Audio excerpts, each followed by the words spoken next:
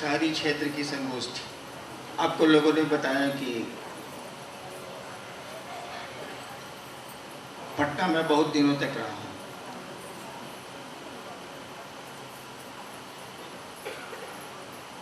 करीब करीब 18 साल। बीच में 2.5 साल के लिए झारखंड सरकार में आ गया था, नहीं तो पूरे के पूरे 20 साल। 88 में गया था, 2008 में छोड़ा।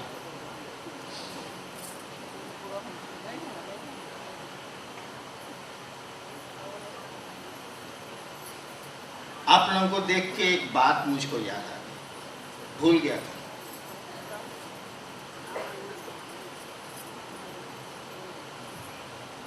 उन्नीस सौ 88 में 1988 में मेरी बदली, उसके पहले ही हो गई थी, मेरी बदली मधेपुरा जिला से पटना जिला में हो गई।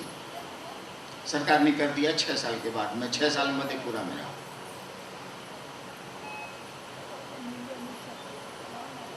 तो मधेपुरा के जो कलेक्टर थे वो मुझको छोड़ नहीं रहे, कहाँ जाइएगा, पटना मर जाइएगा। लेकिन सरकार ने ट्रांसफर किया था। बहुत दिन ऐसे ही रह चला, मैं पटना नहीं आया, मधेपुरा में ही रह गया। डीएम छोड़ते ही नहीं थे।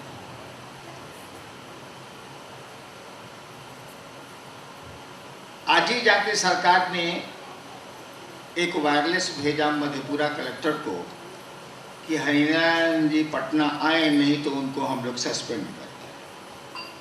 मैं आने, डीएम छोड़ नहीं रहे थे। डीएम ने मुझको बुला के कहा कि अब आपको जाना चाहिए, देखिए सरकार तो बहुत बिगड़ गई है कि आप क्यों नहीं जा रहे।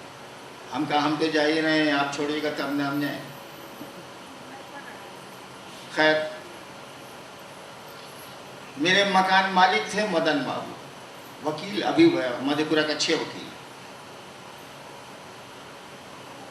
उन्होंने कहा कि सर हम जा रहे हैं पटना। बाबूजी, मेरे फादर उस समय पटना में थे। सो बाबूजी को कुछ संवाद देना हो तो बोल दीजिए सर। हम कहा कि बाबूजी से पूछ लीजिएगा कि हम कब पटना आए। गए वो पटना। 2 दिन के बाद पटना से लौट के आए तो कचहरी में, हम भी कचहरी में थे, वो भी कचहरी में थे। शाम में मेरे डेरे पर आए। मकान मालिक ही थे, बगल ही में रहते थे। हमने कहा क्या मदन बाबू, बाबूजी से भेंट हुई पटना में? बोले कि सर मौका नहीं मिला, हाईकोर्ट का काम था, लेकिन टेलीफोन से बाबूजी से बात हुई है। तो उन्होंने कहा है कि कहिएगा हरिंदर जी को पटना नहीं आओ। हम कहें, अरे बाप रे बाप, यहाँ बड़ी गर्मी है। अप्रैल का महीना था, पटना में गर्मी बहुत पड़ती है। अब बहुत गर्मी है, तो कहिए कि बरसात के बाद आवेंगे, जहाँ यहाँ बहुत गर्मी है। 2-4 गुरु भाई भी शाम में बैठे ही रहते थे। हमने कहा कि आए मदन बाबू, पटना साधुओं से खाली हो गया है क्या? अच्छा चलिए, जिस दिन हम आएंगे, कोई तय तो मेरा जाना था नहीं, बाबूजी ने कह दिया था कि नहीं आना है, और सरकार कह रही है कि हमको आना है। हम कहा चलिए, हम जिस दिन जाएंगे पटना ना, उस दिन झूम के आएगी घटा और टूट के बरसेगा पानी। ऐसे ही बोलने के लिए बोल दिया। हम लोग ऐसे ही ज्यादा बोलते हैं। आगे चलिए, बहुत गर्मी की बात जब उन्होंने कही कि बाबूजी बोले हैं कि बहुत गर्मी टेलीफोन पर, सो कहिएगा नहीं आओ। हमने कहा मदन बाबू, पटना साधुओं से खाली हो गया है क्या? अच्छा, जिस दिन हम आएंगे पटना, झूम के आएगी घटा, टूट के बरखेगा पानी। कहने के लिए कह दिया, अपनी थोड़ी दिमाग में कौन हम ज्योतिषी थोड़े ही, कहने को कह दिया।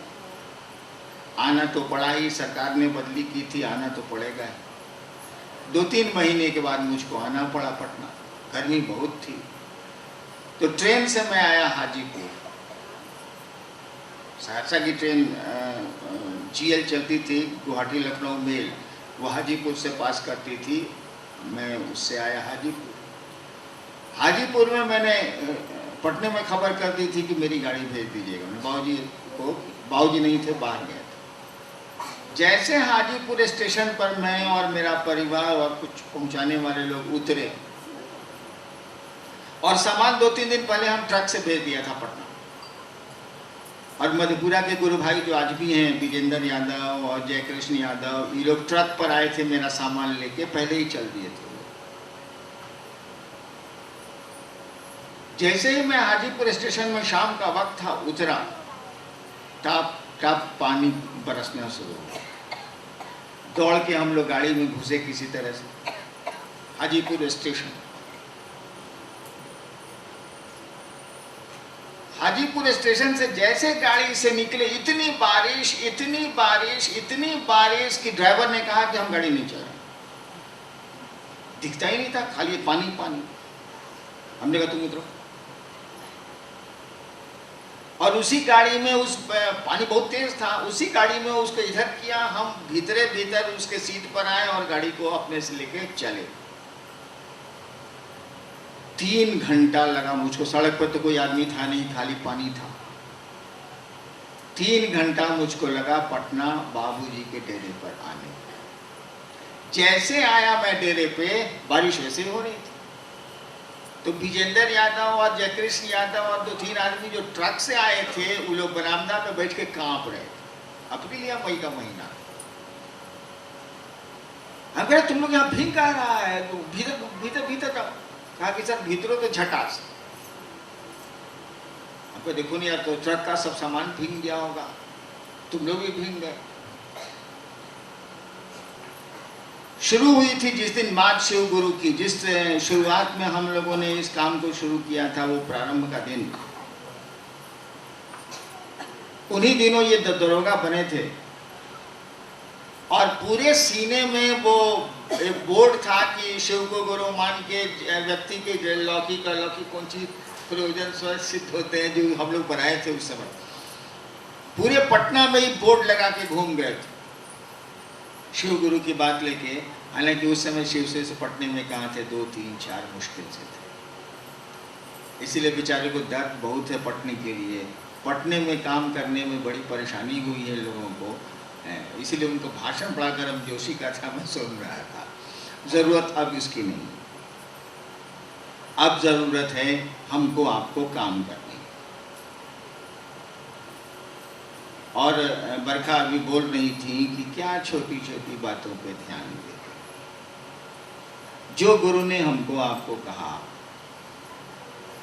जो गुरु का आदेश है कि दूसरों को शिव से जोड़ना है, और अभी पूरा का पूरा काम बाकी है।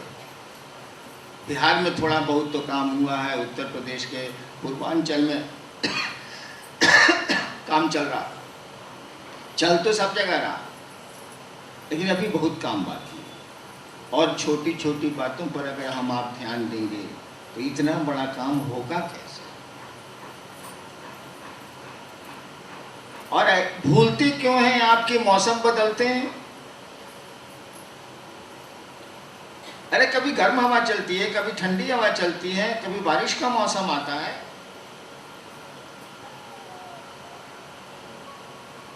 तो कभी कुछ लोग कहेंगे, कभी कुछ कहेंगे, कभी कुछ कहेंगे। अब तो इतने हैं आप, तब आप उनकी बात सुन के ठहर जाते हैं। एक दिन तो मैं अकेला था, कितनों की बात सुनता होऊंगा, सोचिए तो जरा। कितने आसमान के लोग मुझको तंग करते थे अलग, धरती पर आक्रमण होते थे अलग। शिव गुरु की बात लेके जब मैं चला था तो चौतरफा आक्रमण होते थे कि कैसे किसी तरह मैं रुक जाऊं। लेकिन आपने देखा होगा कि जो घोड़े को ट्रेनिंग दी जाती है तो हर्डल्स बना दिए जाते हैं, घोड़े को तड़पाया जाता है। ये ट्रकें जो आप बाजार में देख रहे हैं, इनको जब कंपनी टाटा निकालती है तो इनकी जो जांच होती है निकलने के पहले, आप देखिएगा तो लगेगा कि पूरा ट्रक ही टूट जाएगा। ये क्या, कौन जांच कर रहा है? इतना हड़ाक हड़ाक पटकता है उसका जो मैदान है जिसमें जांचा जाता है ट्रकों को, लगेगा कि सभी चक्का फेंका जाएगा। और तब बाजार में ट्रकें आती, तो परेशानियां, मुसीबतें, ये सब तो आती रहेंगी। यही आपको मजबूत बनाती है। यही आपको आगे चलने के लिए प्रेरित करती हैं, यही हौसला बढ़ाती हैं आपका। तो छोटी छोटी बातों पे ध्यान नहीं दे, और हम आप समझते हैं कि गड़बड़ी हो गई, हम आप समझते हैं कि फलाना गुरु भाई गड़बड़ कर रहा है, हम आप समझते हैं कि यहाँ गड़बड़ी है, वहाँ गड़बड़ी है। एक बात बताइए तो, जिस दिन मुझको कहा गया था कि तुम जो करते हो दूसरों को करने को कहो, आपको मालूम है बेगूसराय में 1985 का वाकया है। मैं सुबह 4:30 बजे बैठा हुआ था, यहीं पटना के रोहतगी साहब, आप लोग सबको लोग उनको जानते होंगे, अब तो बहुत बूढ़े हो गए बेचारे। उन्हीं के घर ठहरा था, मधेपुरा से पटना जा रहा था मैं जीप से, रात हो गई थी तो बेगूसराय में उस समय वो पोस्टेड थे, मैं ठहर गया था उनके यहाँ। अकेले रहते थे, परिवार तो उनका सिटी में है, उनकी पत्नी सिटी में ही हेड मिस्ट्रेस थी, तो रिटायर कर गई। सुबह 5 बजे 2 बजे तक तो हम लोग गप किया, 2 बजे के बाद सोने गए। वो 4 बजे उठ करके लगे दुर्गा सप्तशती का पाठ करने, जोर जोर से। मेरी नींद खुल गई। उस समझ गया कि हिंगान साहब उठ गए हैं, तो बाहर एक तो हम काम बाहर बैठते हैं, आप पूजा कीजिए। तो एक कुर्सी बाहर बरामदे पर रख दी, नहीं हम कहते हैं आप पूजा कीजिए, हम बैठते। उसी समय एक आवाज ने मुझसे कहा कि तुम जो करते हो कहते नहीं हो। और मैंने कहा था कि मैं जो करता हूँ सो कहता हूँ। और अंत में आवाज ने पूछा क्या करते हो, मैंने कहा मैं शिव का शिष्य बनाता हूँ। आवाज ने कहा करने को क्या कहते हो, तो मैं चुप हो गया, इसीलिए कि मैं करने को तो पूजा करता था, पूजा साधना प्रक्रिया बतलाया करता था। तो मुझको कहा गया कि तुम जो करते हो दूसरों को करने को कहो। जिसने मुझको ये कहा कि तुम जो करते हो दूसरों को करने को कहो, हम भी समझते थे कि इसमें बाधाएं होंगी। क्या कहने वाला इस बात को नहीं सोच रहा था कि भविष्य में ये बात चलेगी तो कहाँ बाधाएं आएंगी, अवरोध आएंगे, उसको नहीं समझ में आ रहा था। उसने कुछ नहीं कहा, उसने नहीं कहा कि देखो आगे चलोगे ना तो ऐसा लोग कहेंगे, ऐसा लोग कहेंगे, ऐसा होगा, ऐसा होगा, ऐसा होगा, तो ऐसा करना। कुछ नहीं कहा उसने। बस एक पंक्ति उसने कही कि दूसरे को तुम जो करते हो दूसरों को करने को कहो, और पूछ लिया कि तुम क्या करते हो। हमने कहा मैं लोगों को शिव का शिष्य बनाता हूं, यानी दूसरों को कहो कि वो दूसरों को भी शिव का शिष्य बनाए। अर्थ यही है। उसने कुछ नहीं कहा इसके अलावा, न आगे न पीछे, न जोड़ा कुछ न घटाया कुछ। उसको तो ये कहना चाहिए था ना कि आगे आने वाले दिनों में ऐसे ऐसे लोग भी आएंगे, ऐसे ऐसे लोग भी आएंगे, ऐसा ऐसा भी होगा, तुम देखना, ऐसा नहीं ऐसा करना। कुछ नहीं कहा उसने, एक वाक्य कहा। न कोई अनुशासन थोपा, न कोई बात कही, न नियम बनाए, न कानून बनाए, न अवरोध दिया, न कोई वर्जना दी। कुछ भी नहीं कहा। तो हमने भी कोई वर्जना नहीं दी, आप जो करते करिए, शिव को गुरु मानिए। उसने हमको कहा ही नहीं कि बोलना कि लोग मुर्गा नहीं खाएगा, बोला ही नहीं, तो मैं क्यों आपको बोलूं। उसने कहा ही नहीं कि बोलना कि प्याज नहीं खाएगा, उसने हमको कहा ही नहीं, मैं आपको क्यों बोलूं। आपका मन करे प्याज खाइए, ऊपर से खाइए, जहां से मन करे सो खाइए, हमको क्या लेना देना। मैंने कुछ नहीं कहा, इसलिए कि उसने कुछ नहीं कहा। अब आप कहते हैं कि लोग संगोष्ठी में आने से रोक रहे थे। मेरे महादेव ने हमको कुछ कहा ही नहीं, तो बोलिए अब हम क्या बोले उस पर। उसने तो कुछ कहा ही नहीं। उसने तो कहा जाओ दूसरों को शिव का शिष्य बनो, बस, कुछ कहा नहीं। और मैंने देखा है, अगर गुरु के इस आदेश पर आदमी केवल खड़ा है, कठिन तो है जरूर, क्योंकि आदमी का मन है ना, दुखी होता है, क्रोधित होता है।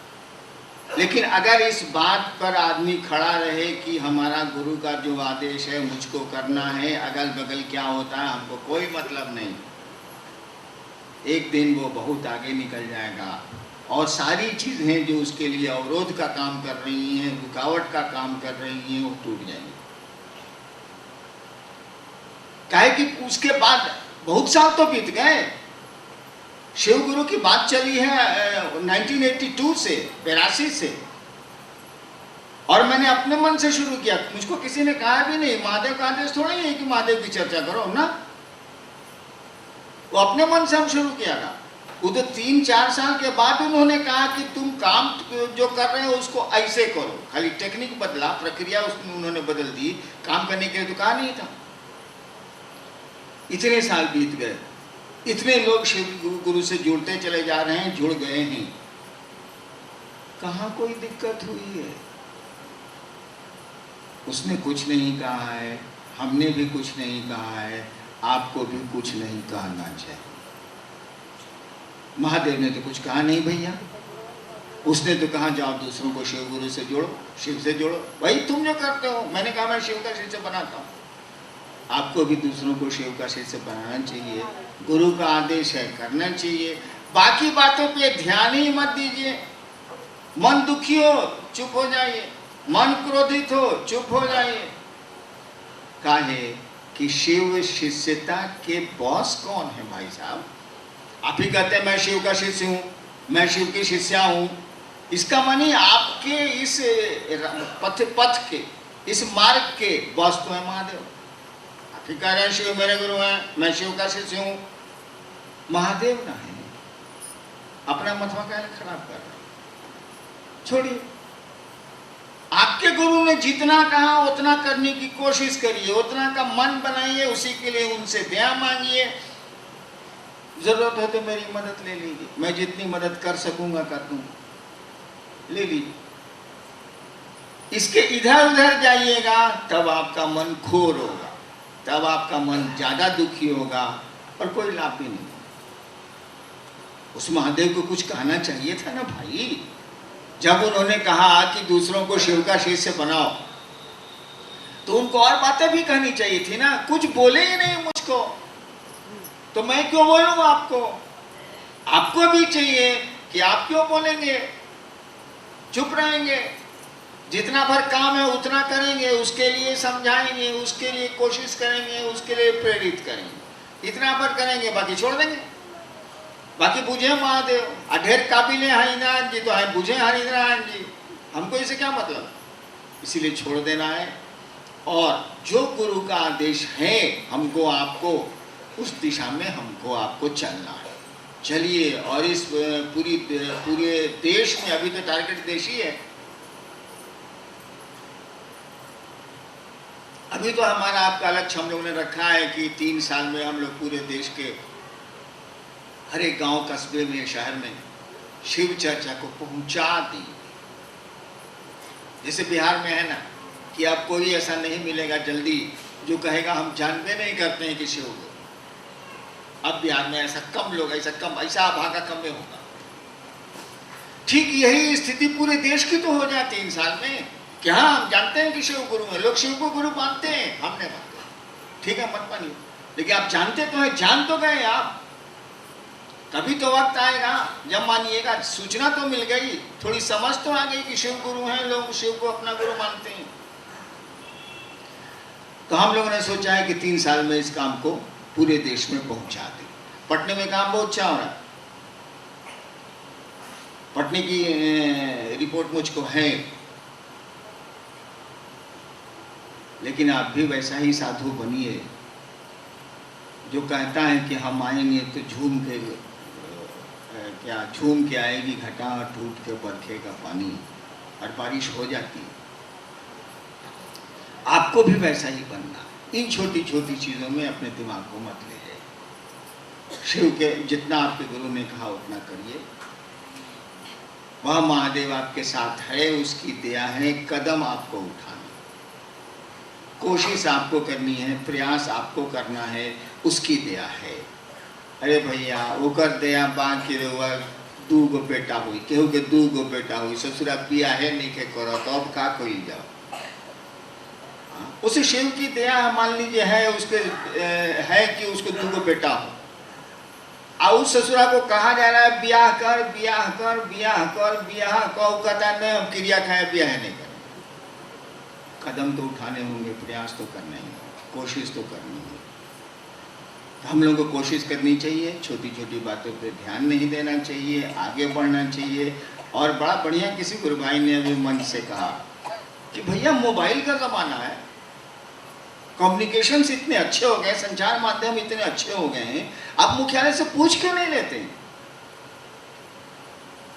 आप पूछ लीजिए। और पटना से तो रोज करीब करीब कुछ न कुछ लोग आते ही रहते हैं मेरे पास, 10, 15, 20, कभी 30, कभी 40। तो भैया आपको वहां जो समस्या लग रही है, आपको जो दिक्कत हो रही है, पूछ लीजिए, मैं बता दूंगा।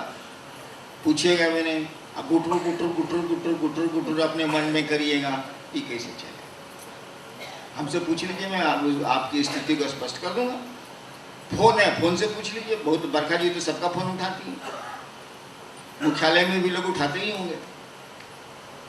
फोन से पूछ लीजिए, हमसे मिल लीजिए, मैं तो सबसे मिलता हूँ। हाँ, ढेर कबिलाट लोग होता है तो थोड़ा भटकते हैं हम, लेकिन सीधे साधे लोगों से मैं मिलता हूँ। मेरा गुरु ही बहुत सीधा, बेचारे के पास तो कपड़ा भी नहीं है, फोटो देखिए तो लगेगा कि शायद हम कंगाले हैं, सही में कंगाले, उसके पास तो कुछ है नहीं। तो चलिए हम लोग महादेव का काम बढ़ाएंगे, बढ़िया से करेंगे, और गुरु का जो आदेश है उस पर चलेंगे। कौन क्या कहता है इस पर ध्यान मत दीजिए, आप मन घोर हो जाएगा आपका, इससे क्या लेना देना है आपको। आगे बढ़ते चलिए, वह शिव आपको बहुत ऊपर ले जाएगा, बहुत ऊपर ले जाएगा। चलते चलिए, इन बातों पर, छोटी छोटी बातों पर जब आप ध्यान दीजिएगा तो आपके चाल आपकी कमज़ोर पड़ जाएगी, चाल धीमी पड़ जाएगी, क्या लाभ। चलिए आगे बढ़ते हैं, हम शिव की ओर हम लोग सब मिल के चलते हैं। उस महादेव से प्रार्थना करते हैं कि आप खूब सुंदर चलिए, खूब सुंदर चलिए। मेरी 18 साल की मेहनत को आप बेकार नहीं करेंगे, इस आशा और इसी उम्मीद के साथ आप सबों को मेरा